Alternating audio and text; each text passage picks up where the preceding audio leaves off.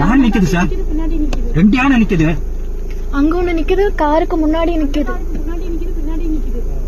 நீ கிராஸ் பண்ணி போன முன்னாடி போங்க.